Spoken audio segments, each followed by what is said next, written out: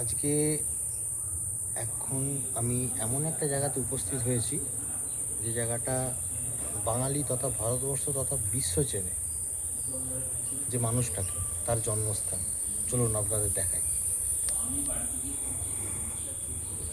আপনারা কি আন্দাজ করতে পারবেন এটি কার জন্মস্থান হতে পারে?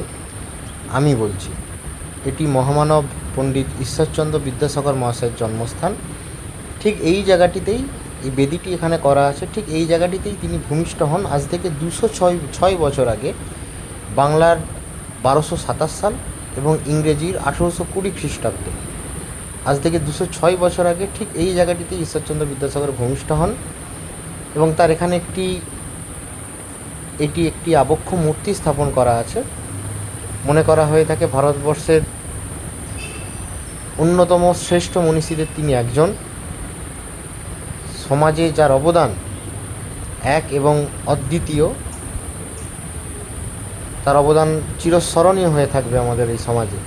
আমি তার বাড়ির বাউন্ডারির বাইরে থেকে তার মূর্তিটি জুম করে দেখাচ্ছি, এবং ঠিক বাউন্ডারির বাইরেই এই জায়গাটিতে একটি পার্ক আছে, যেখানে বিভিন্ন রকমের দোলনা এবং বাচ্চাদের খেলার জিনিসপত্র আছে। এবং ঠিক তার মূর্তি সোজাসুজি বাইরে পার্কে এটি তার স্ত্রী দীনময়ী দেবী, তার আবক্ষ মূর্তি। ইনি জন্মগ্রহণ করেছিলেন 1826 সালে এবং মারা যান 1888 সালে।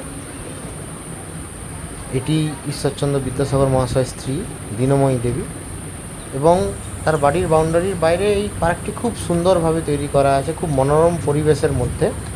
এটি তার বাড়িতে ঢোকার মূল গেট এবং তার লাগোয়া এই পার্কটি। আমরা দুই বন্ধু একটু দোল খেয়ে নিচ্ছি। যাই হোক, আজকে আপাতত এটুকুই। সকলে ভালো থাকবেন, সুস্থ থাকবেন। নমস্কার, টাটা।